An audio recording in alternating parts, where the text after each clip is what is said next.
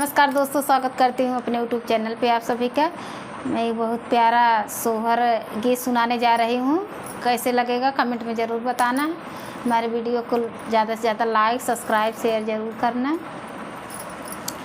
मछिया ही बैठल धनिया पिया से रज करई पिया से रज करई हो पिया ले आवा चटक चुनरिया देखत नीक लागई देखत नीक लागई हो पिया लाई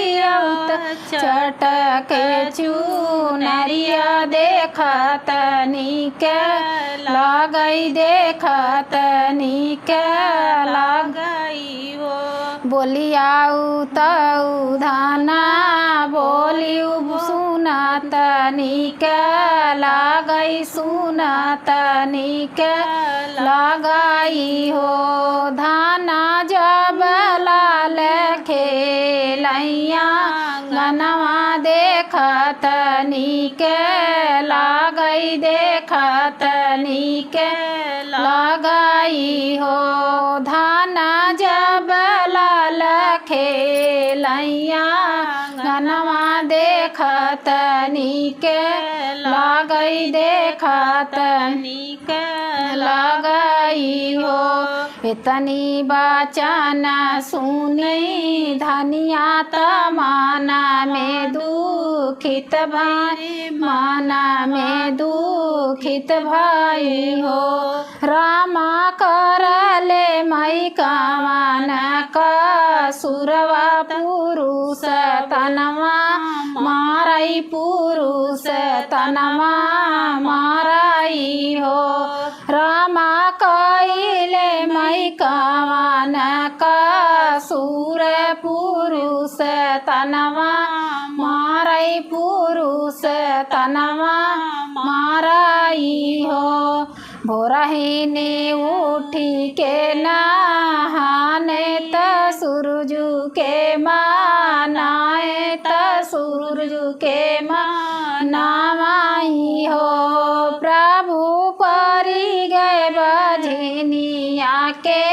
नाम त जिनगी बेकारत जिनगी बेकारई हो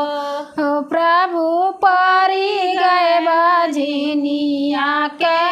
नाम त जिनगी बेकारत जिनगी बेकारई हो ऊपरा से उड़त चिल्हिया पोटरिया गिरावै पोटरिया गिरावई हो रानी पोटरी के चौरा चाबाई जीतिया माँ नामाई जीतिया माँ नामाई हो रानी पोटरी के चौरा चाबाई जीतिया माँ नाई जीतिया माँ नामाई हो 8 महीनावा बीतत नावा एक लागत नावा एक लागत हो सखी रोवै लागे आंगने लनवा गमाई सखी सोहर गमाई सखी सोहर हो सखी रोवै लागे आंगने लनवा गवाई सखी सोहर गवाई सखी सोहर हो आई गाए जीवतिया मई के दिनवा धानी आया रज करई धानी आया रज करई हो पिया सोनावा के जीतिया गढ़ावा मैं जीतिया जीतिया बारत रखबै जीतिया बारत रखबई हो ओ पिया सोनावा के जीतिया गढ़ऊ तत जीतिया बारत रखबै जीतिया बारत करबै हो।